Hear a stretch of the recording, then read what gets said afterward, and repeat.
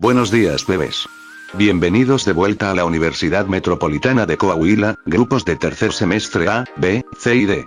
Esta es la primera clase de Literatura 1.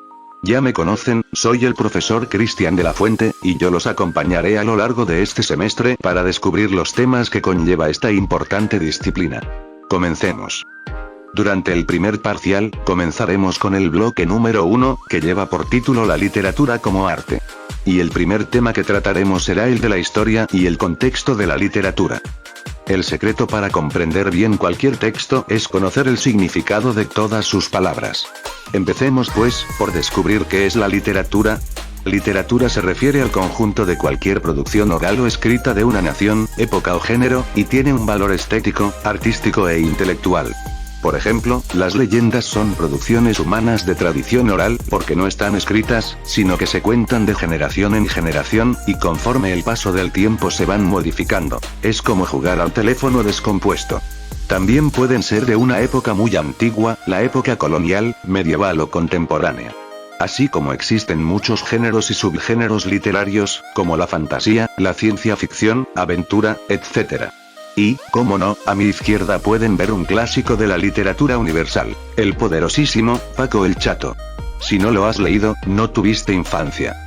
Ahora veamos un poco de la literatura como arte y sus orígenes históricos. La palabra arte proviene del latín ars y del griego techne, conceptos que engloban a las actividades y creaciones humanas que tienen una finalidad estética y comunicativa. Más adelante veremos las diversas intenciones comunicativas que puede tener una obra literaria.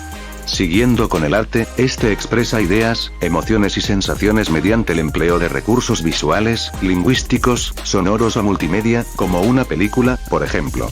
El término literatura, como lo conocemos ahora, proviene del latín litera, que significa letra, y se usa para referirse a los textos artísticos que se dividen en tres grandes géneros mayores: el género lírico, el género épico y el género dramático.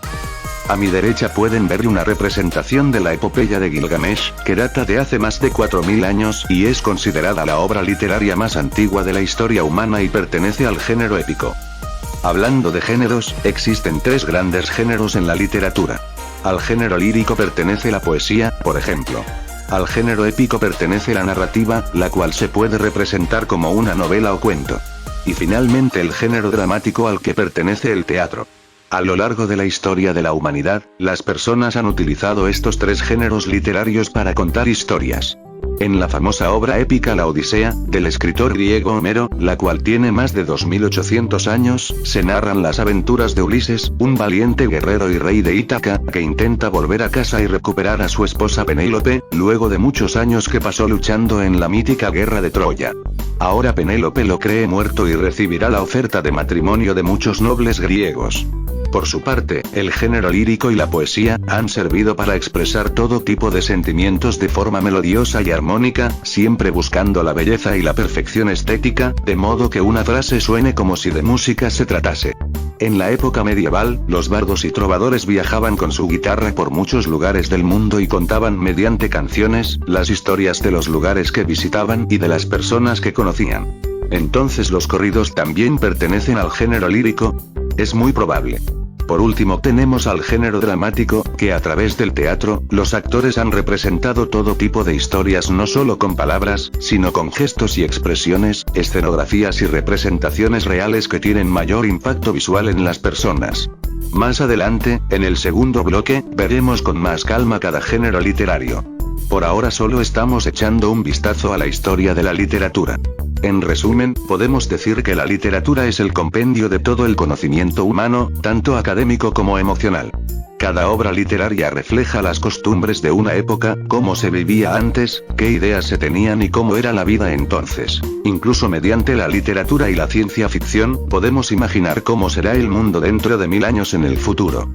La literatura es el medio por el que el ser humano expresa sus más grandes ideas. Bueno bebés, por último les dejo esta sencilla tarea, que consiste en contestar, con tus propias palabras, las siguientes tres preguntas. 1. ¿Qué elementos consideras que determinan que una obra literaria sea considerada como arte?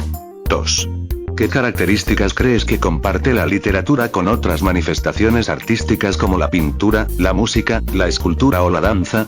Y 3. ¿Qué beneficios personales y sociales te brinda el arte y, en especial, la literatura? Bien, eso ha sido todo por hoy. En la próxima clase veremos lo que es la intención comunicativa en la literatura. Hasta la próxima clase. Adiós.